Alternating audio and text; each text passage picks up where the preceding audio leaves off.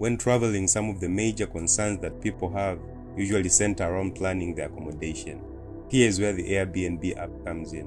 In this video, we'll be taking a closer look at this app so as to help you understand it better and help you determine whether it is a good option for you or not. Welcome to 360placez, a travel brand that aims to make travel accessible to everyone. If you are new here, please subscribe and hit the notification bell so as to get notified whenever a new video comes out. Airbnb is an app that connects people willing to rent out their homes to people looking for accommodation in a new area. They currently cover over 100,000 cities and over 200 countries worldwide.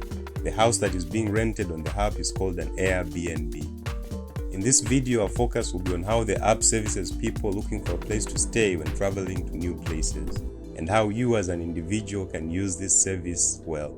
To stay at an Airbnb the next time you are traveling, all you have to do is sign up on the platform and start searching for different options available at your destination.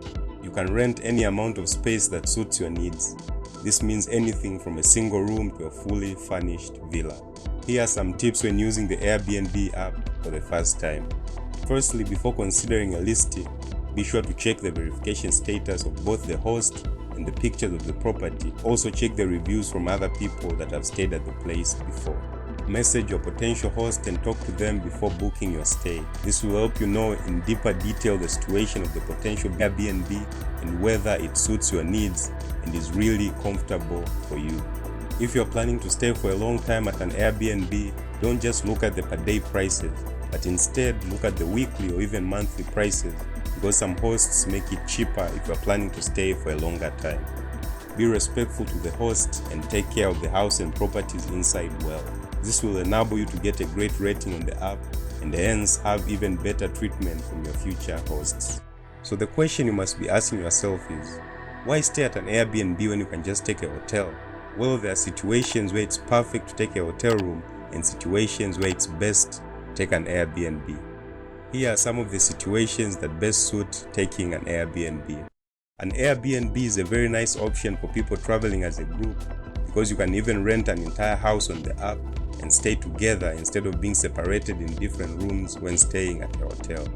It is also a nice option for budget travelers because it can help you save some costs you'd incur if you stayed at a hotel.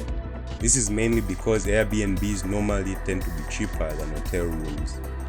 You can also enrich your travel experience because your local host can give you very nice insights into the new destination you have arrived.